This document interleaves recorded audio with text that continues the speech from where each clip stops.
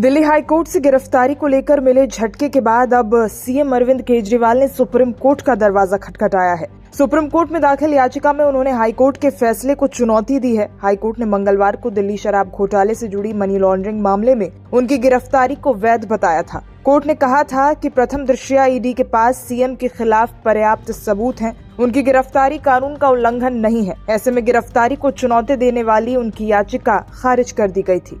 High court ने केजरीवाल की ED द्वारा गिरफ्तारी और रिमांड के खिलाफ दाखिल याचिका खारिज कर दी थी। फैसला आने के बाद आम आदमी पार्टी के नेता और दिल्ली के मंत्री सौरभ भारद्वाज ने कहा था कि हम हाईकोर्ट का आदर करते हैं, लेकिन इस फैसले को शीर्ष कोर्ट में चुनौती देंगे। वहीं हाईकोर्ट जज स्वर्णकांता शर्मा की पीठ ने याचिका खारिज करते हुए अपने फैसले में कहा था कि ईडी के पास केजरीवाल की गिरफ्तारी के लिए पर्याप्त आधार मौजूद हैं। स्पेशल कोर्ट द्वारा ईडी को दिल्ली सीएम के रिमांड देना भी कानून सम्मत है।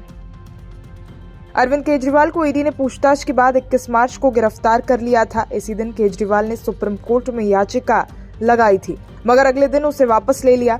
इस याचिका में ईडी द्वारा उन्हें गिरफ्तार किए जाने को चुनौती दी गई थी। पार्टी चाहती थी कि कोर्ट रात में ही इस पर सुनवाई करे, मगर ऐसा नहीं हुआ। याचिका वापस लेते हुए केजरीवाल के वकील अभिषेक मनु सिंघवी ने तर्क दिया था कि आप संयोजक पहले निचली अदालत में रिमांड का सामना करेंगे। अगर जरूरत हुई तो दूसरी याचिका के साथ कोर्ट का रुख जरूर करेंगे। आपको बता दें, मंगलवार को सुनवाई के दौरान ईडी द्वारा उपलब्ध कराई गई सामग्री के अनुसार दिल्ली उच्च न्यायालय ने कहा कि आप सुप्रीमो ने अन्य लोगों के साथ साजिश रची और अपराध की आय का उपयोग करने में सक्रिय रूप से शामिल रहे। इसमें यह भी कहा गया है कि केजरीवाल अब खत्म हो चुकी शराब नीति के निर्माण और रिश्वत की मांग में व्यक्तिगत क्षमता से शामिल थे और आपके राष्ट्रीय संयोजक के रूप में उन्होंने घोटाले से जुड़ी गतिविधियों में भाग लिया था। फैसला सुनाते हुए न्यायमूर्ति स्वर्णकांता शर्मा ने कहा कि केजरीवाल के रिमांड को अवैध नहीं कहा जा सकता, क्योंकि उनकी गिरफ्तारी कानून का उल्लंघन नहीं है। दिल्ली हाईकोर्ट के आदेश के तुरंत बाद आप नेता सौरभ भारद्वाज ने कहा कि पार्टी बुधवार यानी आज